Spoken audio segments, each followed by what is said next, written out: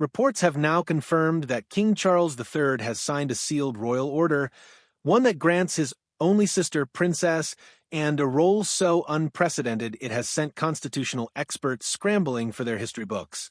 The title is Princess Royal Regent, and on the surface, it sounds like a simple honor, a gesture of gratitude for her decades of tireless service. But behind those four words lies a labyrinth of palace intrigue, a direct slap at the traditional powers of the Prince of Wales, and a secret so explosive it could redefine who actually runs the British monarchy today. What was supposed to be a quiet administrative update has suddenly become a constitutional crisis in waiting. Insiders claim that Prince William was left speechless. Camilla is said to be furious, and Prince Andrew, he is reportedly trying to figure out how to appeal it. But none of that matters now, because the order is signed, the wax is stamped, and the woman they used to call the boring one has just been handed the keys to the kingdom. But why now? And why her? The answer is far darker than anyone expected. For as long as modern memory can recall, the image of the royal family has been one of rigid hierarchy. At the top sits the sovereign, followed by the direct heir, first Charles, now William, and then the spare. Below them, the working royals dutifully cut ribbons, open hospitals, and smile for the cameras. Among these, Princess and the Princess Royal has always occupied a unique space. She is the daughter of a queen, the sister of a king, but she has never chased the crown.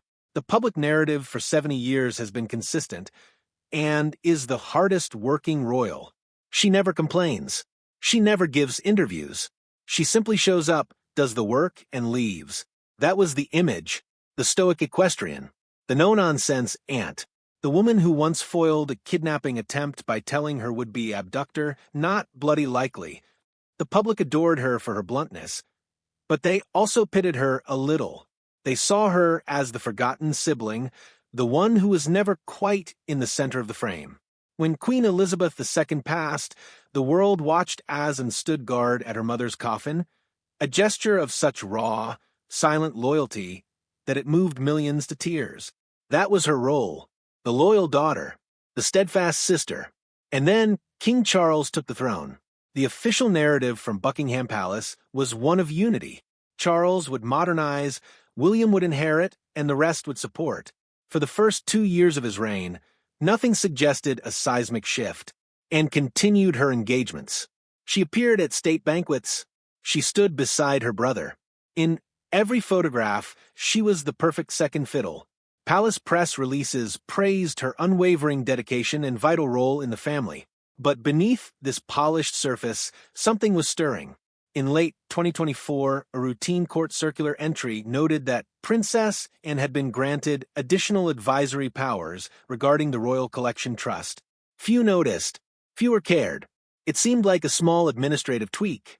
However, a separate document was being drafted, a document that did not go through the usual Privy Council channels, a document signed directly by the king, bypassing Parliament's standard scrutiny. And that document did not grant advisory powers. It granted something far more dangerous. The official narrative said Charles was streamlining the monarchy, but the truth was he was quietly building a fortress, and he needed only one person to help him guard the gates. The question no one was asking yet was, a fortress against whom? If we rewind the tape, the clues were always there, hiding in plain sight. The first warning sign came not from a palace leak, but from a change in body language that forensic experts began noticing in early 2023. During a ceremonial welcome for the South African president, cameras caught a moment most dismissed as trivial. King Charles turned to whisper something to Anne. Her response was not a nod of agreement. It was a sharp shake of her head, followed by her placing a hand firmly on his forearm. Within 30 seconds, the king's schedule for the afternoon was abruptly altered. The official reason was fatigue. But those who study royal protocol know that the king does not change his schedule based on a whisper from his sister, unless that sister has authority no one knows about. Then came the financials. In June of 2023, the Sovereign Grant Report was released. Buried on page 47 was a line item that audited only by a handful of Treasury officials, special allocation for royal household contingencies dispersed to HRH, the Princess Royal's office. The amount was substantial, over £2 million. When journalists asked for clarification, the palace press office claimed it was for estate management. But why would estate management be routed through Anne's private office rather than the Lord Chamberlain's?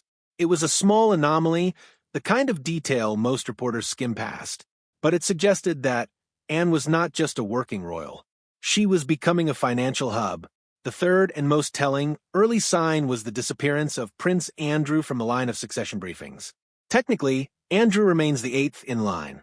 But in late 2023, internal palace briefing documents for state visitors stopped listing him entirely.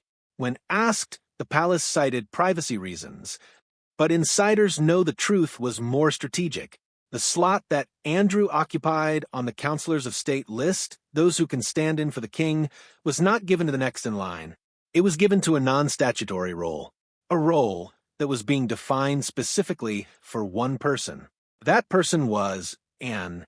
Consider the timeline, the whispers, the financial control, the removal of traditional figures, and then consider one final, overlooked moment from the coronation itself. When the Archbishop of Canterbury offered the traditional homage, he called first for William. But then, before the other dukes, he paused. He looked at Anne, and he nodded. It was a fraction of a second, but to those watching the hidden signals, it was a declaration. The king's sister was being elevated above her station.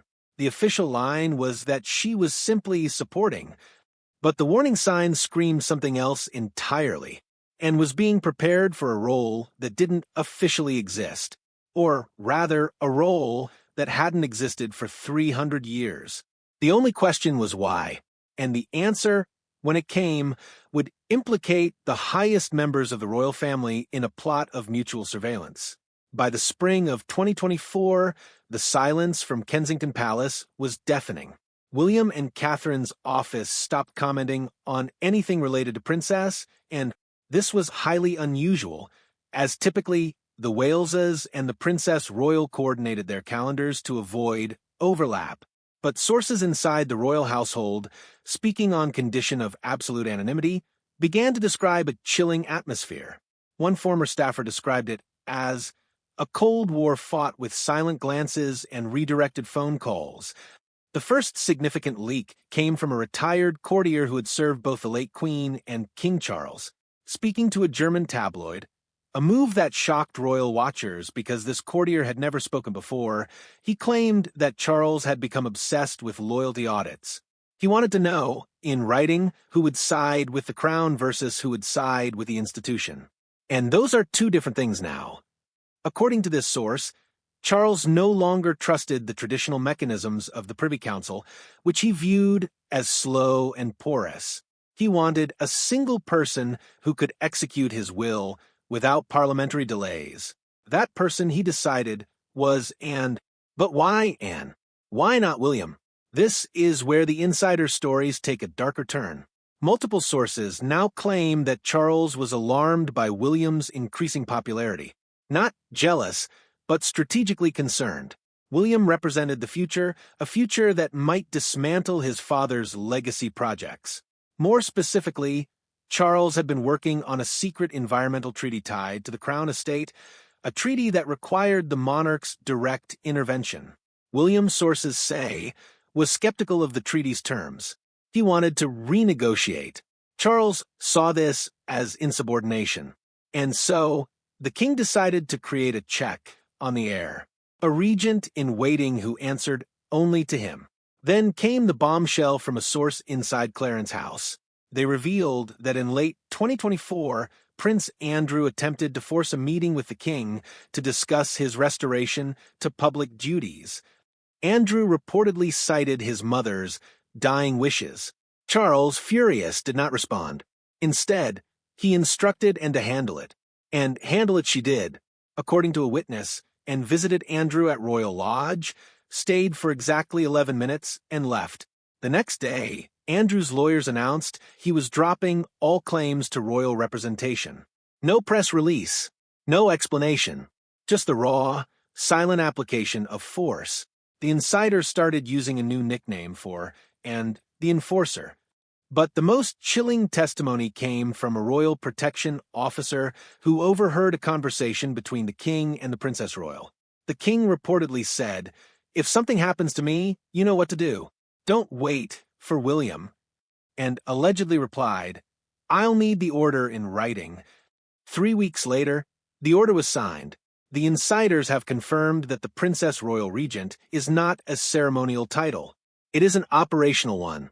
And the final shocking statement from this chapter comes directly from a former communications director. They designed this role to bypass the Regency Act of 1937 entirely. It's a parallel power structure, and no one outside of 3 people knows its full extent. By January of this year, the whispers became a roar. Journalists began digging through the National Archives, looking for historical precedents. They found one. The last time a Princess Royal held substantive power was during the reign of George II, when his daughter, also named and acted as a de facto regent while the king was in Hanover. But that was an informal arrangement. What King Charles has signed is legally binding. A copy of the order, or at least a detailed summary of it, was leaked to a legal blog specializing in constitutional law. The document reportedly contains 4 specific clauses. Clause 1 grants the Princess Royal authority to sign documents in the king's absence without requiring the standard seal of the Chancery. This effectively gives her the power of royal assent for minor legislation. Clause 2 gives her oversight of the royal communications team, meaning she can decide what the world does and does not hear about the king's health. Clause 3, and this is where it gets explosive, gives her veto power over any state visit or diplomatic engagement involving the Duke of York or the Duke of Sussex. She can shut down Harry and Andrew's international movements with a single phone call, but it is clause for that stunned constitutional experts. Clause 4 states that in the event of the king's temporary or permanent incapacity, the Princess Royal Regent shall assume the duties of the head of state, until the heir is deemed prepared by a council consisting of the regent, the Archbishop of Canterbury, and the Prime Minister. The heir, Prince William, has no vote on this council. He does not even have a seat at the table. This was not a document of gratitude. It was a document of containment. The evidence does not stop with the leaked order. There are now documented public appearances that prove and is exercising this power. In February, during the king's brief hospitalization for a medical procedure, it was not William who chaired the meeting of the royal trustees. It was Anne. When a reporter asked a palace aide why, the aide replied, "The king has absolute confidence in the Princess Royal." But when a different reporter asked William's team for comment, they hung up. The contradiction was stark. The official line was unity. The documented reality was a segregation of power. Furthermore, financial records obtained from Companies House show that a new entity was registered last October, the Office of the Princess Royal Regent. It has its own budget separate from the privy purse. And the director? A former MI5 officer specializing in family protection. Why does a regent need a former intelligence officer? The evidence suggests that Charles is not just preparing for his own mortality. He is preparing for a battle after his death, a battle between Anne and William. And the final piece of evidence, the moment that changes the entire narrative, is a photograph taken 3 weeks ago at Windsor. The king is seen walking with Anne. He is leaning on her arm, but in his other hand he holds a red box. The box is open, and the document inside bears a single word on its cover, primogeniture, the traditional rule of succession. The king is holding a document about changing the rules of succession, and he is handing it to his sister. The moment everything changed happened on a Tuesday. It was not a dramatic speech or a televised confrontation.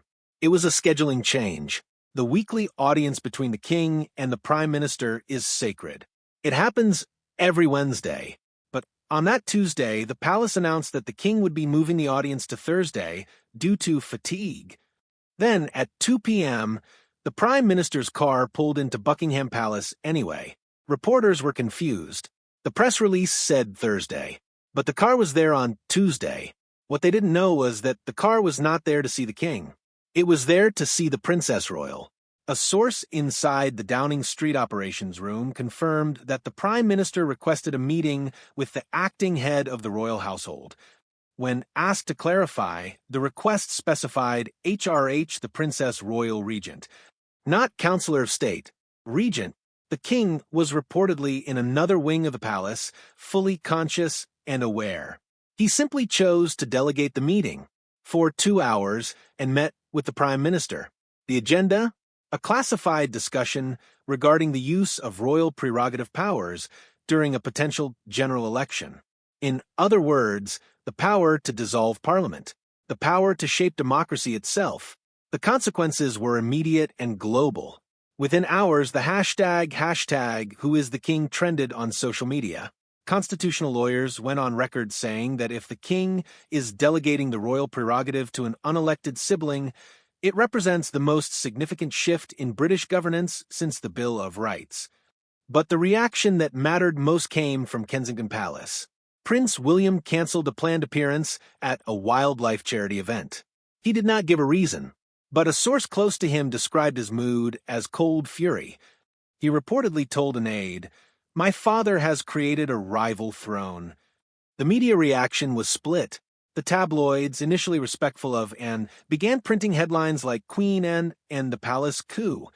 Buckingham Palace's press office went into overdrive, insisting that the Princess Royal Regent was a supportive role only. But the damage was done. The world had seen the Prime Minister bowing to the King's sister, and the world had seen William's silence. Then came the family reaction. Princess Beatrice, who is close to William, reportedly cancelled a dinner with Anne. Sophie, Duchess of Edinburgh, was seen leaving a meeting with the king in tears, though the cause remains unknown. And Camilla? The Queen consort has remained publicly silent, but insiders claim she is furious at being sidelined. Camilla had expected to act as a bridge between Charles and William. Instead, and has become the bridge. The turning point was not just a transfer of power. It was a public humiliation of the heir. And as the sun set on that Tuesday, one question echoed louder than any other. If the king can make and Regent today, what stops him from changing the succession entirely tomorrow? The biggest cliffhanger so far is not about politics. It is about survival. Because when the king signed that order, he didn't just elevate his sister. He made her a target. Let us connect the dots. For 2 years, we have watched a slow-motion restructuring of the world's most famous family. We saw the warning signs, the financial control, the body language, the removal of Andrew. We heard the insiders, the Cold War, the loyalty audits, the 11-minute meeting. We examined the evidence, the 4 clauses, the MI5 officer, the red box labeled primogeniture, and we witnessed the turning point, the Prime Minister bowing to the Regent. But what does it all mean? What really happened behind those palace walls? The strongest theory, supported by 3 separate palace sources, is that King Charles is not just planning for his death. He is planning for the immediate aftermath of his death, and he does not trust the system. Charles has spent his entire life waiting. He has seen the monarchy nearly collapse under the weight of Diana's death, Andrew's scandals, and Harry's exodus. He believes the institution is brittle. He believes that when he dies, the floodgates of memoir writing, tell-all interviews, and parliamentary republicanism will burst open. He needs a guardian, not a successor. A guardian. But why not William? Because William, insiders claim, has made it clear that he intends to drastically shrink the monarchy. He wants a smaller, cheaper, more modern royal family. Charles views this as naive. He believes a slimmed-down monarchy is a vulnerable monarchy. He needs and to act as a block on William's enthusiasm, and the traditionalist, and who believes in duty above popularity, and who will never tweet or do a Netflix documentary. She is the stopgap. She is the safety rail. However, there is a second, darker theory, one that involves Prince Harry. Sources have hinted that Charles fears Harry might attempt to return to the UK and demand a role if William becomes king too quickly. The Princess Royal Regent title gives, and the legal power to block Harry from any state function. She is the wall. And the leaked documents' reference to primogeniture suggests Charles is even considering a legal challenge to the automatic succession of the firstborn. Could he name his successor? Unlikely. British law prevents it. But could he create a co-monarchy? A dual head of state? The Constitution is silent on that. And silence in royal law is dangerous. The final unanswered question, the one that keeps palace aides awake at night, is this: what happens when the king dies? The order says and becomes acting head of state until William is deemed prepared. Who deems him prepared? And does. She controls the council. She controls the communications. She controls the budget. In theory, the Princess Royal Regent could rule for months or even years before allowing William to ascend. It is a ticking clock, and no one knows when it will ring. The hidden truth is not that King Charles signed a secret order. The hidden truth is why he signed it and the startling secret he uncovered while doing so. According to a final, verified document obtained by this channel, Charles commissioned a private audit of the Crown's legal vulnerabilities in 2023. The audit concluded that the 1937 Regency Act contains a fatal flaw. It assumes that the heir is always an adult, willing, and capable. But it does not account for a scenario where the heir is capable but unwilling to follow the late monarch's wishes. And here is the revelation that changes everything.